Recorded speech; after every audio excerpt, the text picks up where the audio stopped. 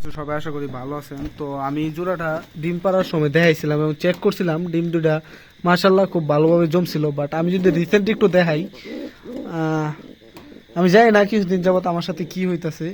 Recent যদি আমি একটু দেখাই, দুইটা ডিম ভাই, দুইটা ডিমে একদম নষ্ট হয়ে গেছে। হয়তো বা ডিমের চেহারা দেখলে আপনারা বুঝতেছেন। তো তাও বসায় রাখছি দিয়ে হেরা, কটা দিন বসে থাকুক, সপ্তাহখানিক পরে হচ্ছে উড়াই দিব।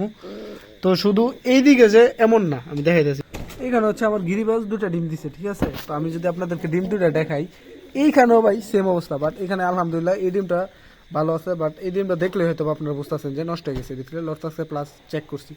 তো কিছুদিন যাবৎ এরকম কেন হইতাছে আমি জানি না, অতিরিক্ত গরম টরমের কারণে নাকি, এটাও জানি না। তো এই ছিল আর কি ভিডিওটা। তো আপনারা যারা জানেন ভাই, অতিরিক্ত গরম ঠান্ডা বৃষ্টি এইসব কারণে কি এইভাবে ডিম নষ্ট হইতেছে না আমি জানি না।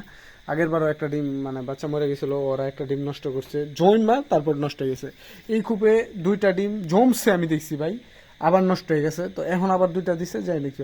তো ওকে গাইস, এই ছিল আজকের ভিডিওটা। আর আপনারা ভাই এই প্রবলেমটা সম্পর্কে কেউ যদি জানেন আমার একটু জানেন। আজকের ভিডিও এ পর্যন্ত, আল্লাহ হাফেজ।